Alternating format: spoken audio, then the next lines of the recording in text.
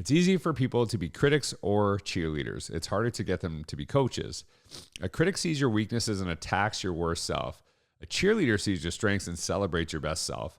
A coach sees your potential and helps you become a better version of yourself. I really like this distinction between the idea that a critic isn't really helpful, but neither is a cheerleader.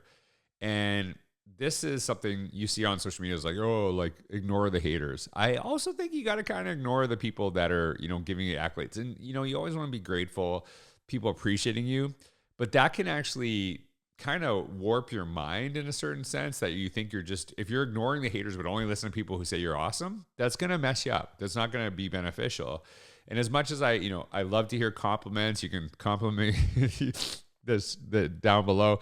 I'm a little kidding. Everyone likes hearing compliments, appreciation for the work that they do. It is something that matters to me.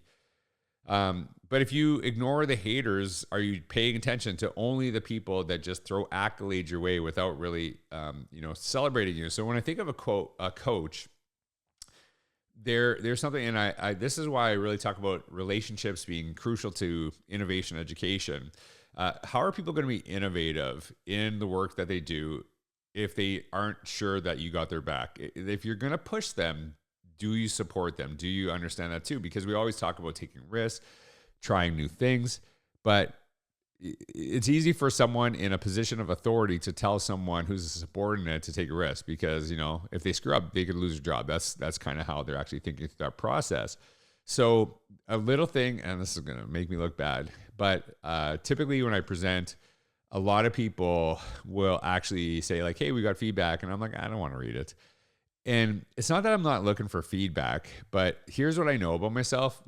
There's probably going to be a majority of things that are said are nice. Not necessarily because I'm doing such a great job, but a lot of people don't. If they think something mean, they don't want to write it, and I understand that. But there's some person that, is just has to tell you how it is, right? And have that moment.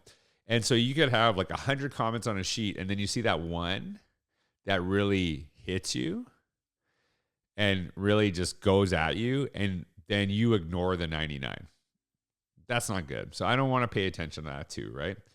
Now, the other focus is let's say there's 100% and you pay attention to that. Well, that's not helping you either. So instead of actually paying attention to some of those feedback, and it's not like saying don't read it ever, but it's just, you have to be, I know myself and I know what I'll get caught up in and why it's not beneficial to me.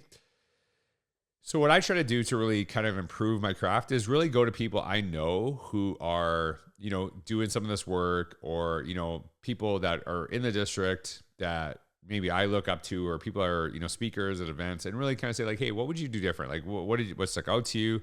What kind of challenged you? And I think that kind of that notion is that there has to be some relationship there. I don't want to hear your pushback to me if I don't ever hear your support. I have no interest in it because you're not, to me, that would make you a terrible teacher. If you only crap on kids when they do something wrong, but you don't actually ever compliment them or talk about what the great stuff they're doing, that's not a good teacher. But then you see that happen online all the time. And it's really, really quite embarrassing, when people do that. And I really am cognizant of that. I don't like to judge people and say oh, you do that, I've never done it. There was a point where the only time I would comment on blogs was only to disagree. That was the only time. So I'd read your blog 100 times, but then one I didn't like, boom, that's when you're getting the comment. And is that really a good practice? And I stopped doing that too. And I think sometimes I just want to say hey, this is great. And maybe, hey, pop in. And typically if I hey, I really challenge something, if I have some relationship that I can privately message them and have a conversation with it, I think that's much more powerful than, that public thing, because, you don't know how someone's feeling on the other side, or maybe even have a conversation. So if you're saying ignore the haters, then we got to ignore the lovers too. Right. And I don't know, is that the best way to say that? But you know what I mean? So when you're looking, critics or cheerleaders, don't pay attention. Look for coaches. People got your back, will also challenge you. That's where you're going to get the best bang for your buck. All right. This one. This is the last quote I'm going to share. Character is more than just having principles. It is a learned capacity to live by your principles. I love this quote. I don't talk politics here. And I think I don't talk politics, but I really do focus on principles. I really struggle with politics and seeing how basically society like focuses more on being on a team than on living by principles, right? So there is an analogy. I can't remember who said it, but I thought it was really interesting. When you look at politics, they were talking about college sports. And what they had said was that basically when it's my team, or when it's the team I hate cheating, then it's wrong. But when it's my team, I kind of look the other way. It's the same thing with politics. We shouldn't do that, right? I look to people at, do they live by what they're saying? Do they live by what they're expecting of the people that they serve?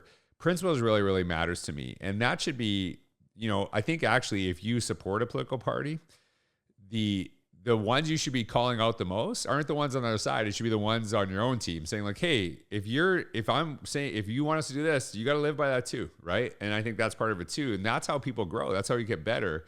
If I can continuously do wrong, and then no matter what, you'll vote for me, then I'm just going to keep doing wrong. And I think that's something that really, really matters to me. And so when you look at, for me, when you look at somebody, don't look at what they say, but look at what they do. That really, really matters to me.